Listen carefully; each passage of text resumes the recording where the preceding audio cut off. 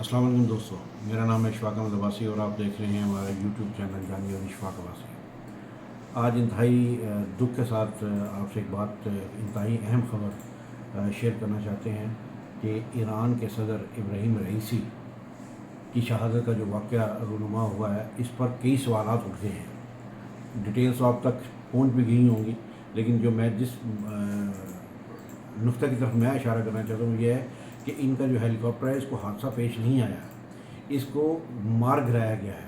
क्योंकि अब हर तरफ से ये आवाज़ें उठनी शुरू हो गई हैं और आने वाले दिनों में ये आवाज़ें और बुलंद होती चली जाएंगी कि या तो इनके हेलीकॉप्टर को के अंदर बम से इसको उड़ाया गया है, या इस पर ड्रोन हमला किया गया है, या इस पर अपना कोई मिसाइल मारा गया है। इसके अलावा इसके अपना क्रैश होने का कोई भी इम्कान नहीं था।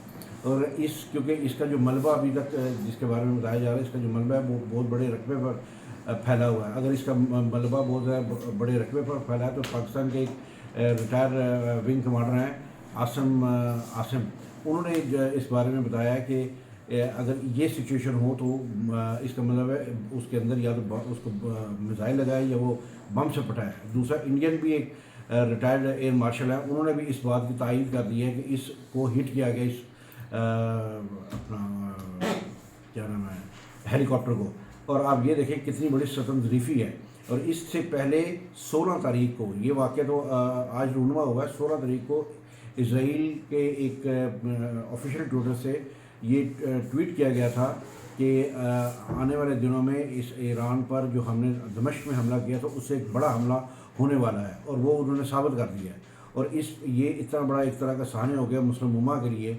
और इस पर अभी तक जो एक कंबाइन आवाज़ उठानी चाहिए थी मुस्लिम उम्मा के प्लेटफॉर्म से, उस तरह नहीं उठाई जा सकी।